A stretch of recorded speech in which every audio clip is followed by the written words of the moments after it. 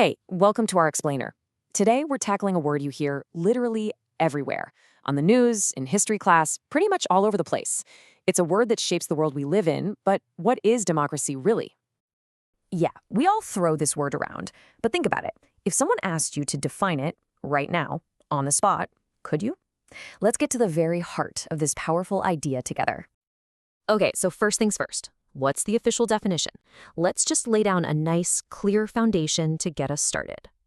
So here it is, the core idea. The key phrase, the one that changes everything, is power is vested in the people. See, this is the complete opposite of a monarchy with a king or a dictatorship run by one person. In a democracy, the ultimate authority, the final say, belongs to us, the citizens. And you know, the secret to really getting this concept has actually been hiding inside the word itself for thousands of years, all the way back in ancient Greece. So the first part of the word is demos. In ancient Greek, this just meant the people or the community. So right from the very beginning, we know this whole thing is about all of us.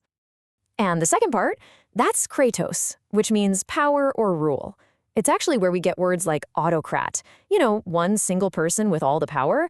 But here, that power isn't with just one person at all. So you put demos and kratos together, and what do you get? Demokratia. The meaning is literally baked right into the word itself. The people rule. It's that simple, and, well, it's that profound. But okay, the people rule, that sounds great, but how does it actually work? I mean, in the real world.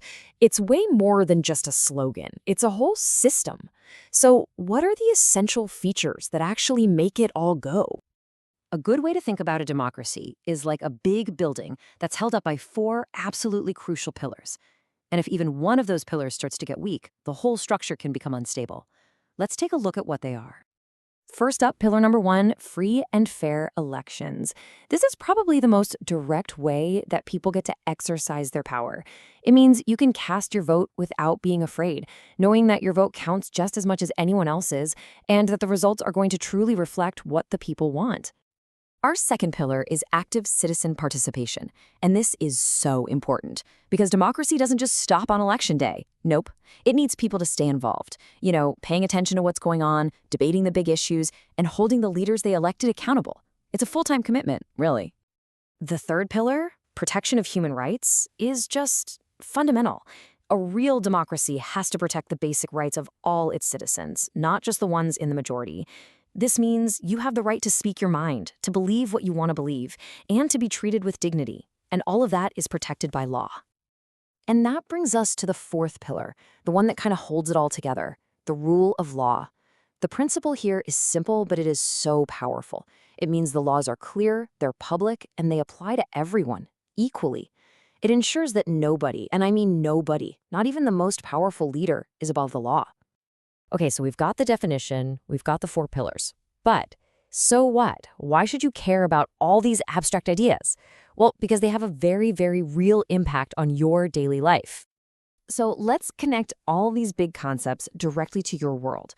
What does living in a democracy actually mean for you, day in and day out? Well, it means you have a real say in how your community and your country are run.